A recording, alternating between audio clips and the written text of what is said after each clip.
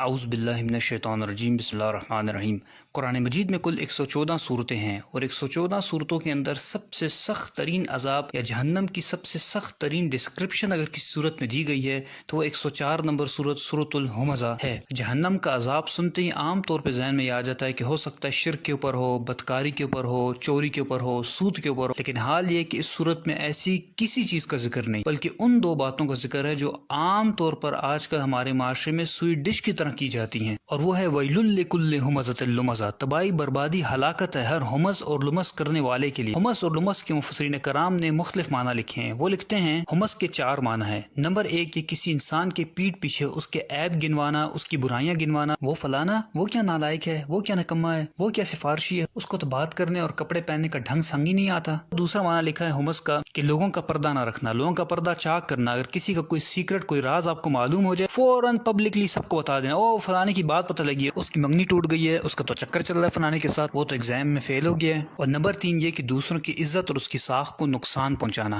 اگر کسی محفل میں کسی کی تعریف ہو رہی ہو تو فوراً سے اس شخص کی کوئی ایسی برائی بیان کر دینا جس سے اس کا امپریشن اس محفل کے اندر خراب ہو جائے۔ یعنی اگر لوگوں کے دلوں میں اس انسان کے لیے محبت ہو، عزت ہو، تو صرف حسد کی بنیاد پر کہ لوگ میری تعریف کیوں نہیں کرے، میرے بچوں کی تعریف کیوں نہیں کرے، اس انسان کی مخالفت شروع کر دینا اور جھوٹی سچی لگا کر لوگوں کے دل اس سے برے کر دینا۔ علامہ آلوسی رحمۃ اللہ لکھتے ہیں کہ جس وقت یہ 3 کام ہوں گے تو اس کا رزلٹ وہ چوتھا کام نکلے گا، اور وہ چوتھا کام کیا ہے؟ الکسر، یعنی توڑنا۔ ان تینوں کاموں کا نتیجہ یہ نکلے گا کہ پھر بعض اوقات رشتہ داری ٹوٹ جائے گی۔ جب آپ ایک انسان کی ہر وقت عیب بیان کریں گے، اس کی کسی برائی پہ پردہ نہیں رکھیں گے، لوگوں کے سامنے ہر وقت اس کا امپریشن خراب کریں گے، تو اس کا خود بخود رزلٹ یہ نکلے گا کہ وہ انسان آپ سے اٹھنا بیٹھنا چھوڑ دے گا اور اس کا سارا گناہ آپ کے اوپر آئے گا۔ چنانچہ رسول اللہ صلی اللہ علیہ وسلم نے ایسے لوگوں کے بارے میں ارشاد فرمایا، مسلم احمد کے اندر حدیث شریف ہے، شرار و عباد اللہ کی مخلوق میں سب سے بدترین انسان کون ہے؟ المشاؤون بالنمیمہ، جو لوگوں کی پیٹھ پیچھے ان کی برائیاں بیان کرتے ہیں، ان کی چغلیاں کرتے ہیں، والمفرقون بین الاحبہ، اور آپس میں محبت کرنے والوں کے درمیان نفرتیں پیدا کرتے ہیں، ان کے دلوں کو برے کرتے ہیں ایک دوسرے سے برائیاں کر کر، والباغون البراء اللعنت، اور بے گناہ اور معصوم لوگوں کو بدنام کرنے کی کوشش کرتے ہیں جن کا کوئی قصور نہیں ہوتا، فضول میں ان کی طرف اس قسم کی نسبتیں کرتے ہیں جو کام انہوں نے نہیں کیے ہوتے۔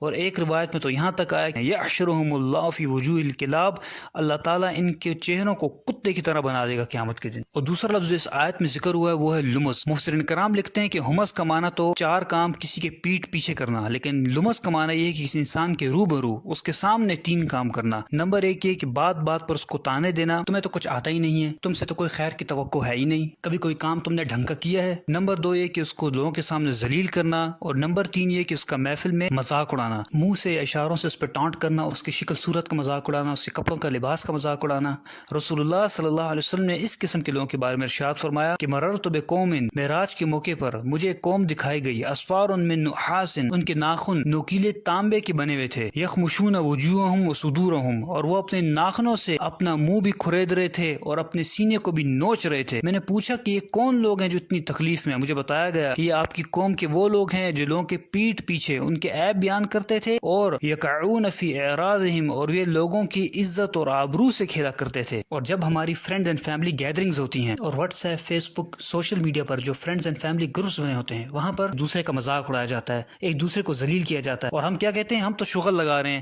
ہم تو کٹ لگا رہے ہیں، لیکن ہمیں اس بات کا بالکل احساس نہیں ہوتا کہ ہم کس طریقے سے ایک انسان کا دل دکھا رہے ہیں، اس کی دل آزاری کر رہے ہیں، اس کا مذاق اڑا رہے ہیں، اس کو ذلیل کر رہے ہیں محفل میں، اور جانتے ہیں کہ اگر آپ ایسا کر رہے ہیں تو آپ کا انجام کیا ہوگا۔ ایسے لوگوں کے بارے میں رسول اللہ صلی اللہ علیہ وسلم نے ارشاد فرمایا کہ ان لوگوں کو جہنم کی ایک وادی میں ڈالا جائے گا جس وادی کا نام ویل ہے، ویل واد فی جہنم، یہ جہنم کی ایک وادی ہے، تعوذ منہ جہنم، اور یہ اتنی خطرناک اور گرم ترین وادی ہے کہ خود جہنم اس سے پناہ مانگتی ہے، کل یوم 70 مرہ، 70 دفعہ جہنم خود پناہ مانگتی ہے اس وادی سے کہ یا اللہ مجھے اس سے پناہ میں رکھ۔ ایسے لوگوں کو اس وادی میں اللہ تعالیٰ ڈالے گا۔ اور امام راضی رحمۃ اللہ لکھتے ہیں کہ یہاں جو ذکر ہوا ہے ویل کا، یہ ویل بیسکلی کیا ہے؟ یہ بدوائیہ کلمات ہیں، اور یہ کس کی طرف سے ہیں؟ جب آپ کسی انسان کی عزت ساخت کو نقصان پہنچاتے ہیں، اس کا مذاق اڑاتے ہیں، تو جو اس کی دل آزاری ہوتی ہے اور وہ جو دل سے بدوا نکلتی ہے، یہاں اس کا ذکر ہے۔ دوسرا معنی وہ لکھتے ہیں کہ یہاں ویل سے مراد ہے کہ اللہ تعالیٰ آپ کو بدوا دے رہے ہیں، آپ یہ کام کر رہے ہیں، ویل لکل ہمزۃ لمزہ، آپ سوچ لیں کہ اللہ تعالیٰ فرما رہا ہے کہ تو تباہ برباد ہو جائے، تو اس قسم کے کام کرتا ہے، تو ایسے انسان کو کیا دنیا میں ملنے والا ہے اور کیا آخرت میں ملنے والا ہے۔ اور اب یہاں اس نفسیات کو بھی سمجھ لیجئے کہ یہ کام کر اڑتے کون لوگ ہیں؟ تو اس آیت میں آگے اللہ تعالیٰ نے فرما دیا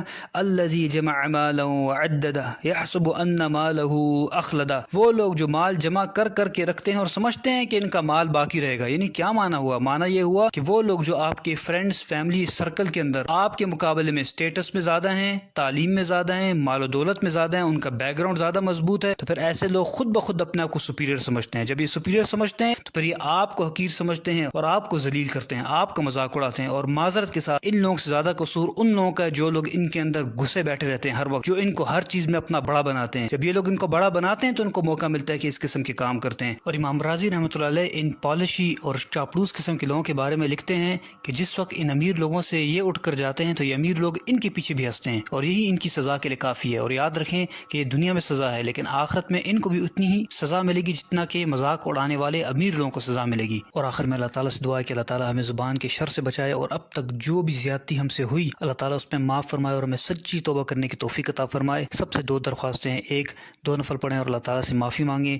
دوسرا ان حدیث کو زیادہ سے زیادہ آگے پہنچائیں تاکہ آپ کا بھی صدقہ جاریہ بنے، ہمارا بھی۔ جزاک اللہ خیر۔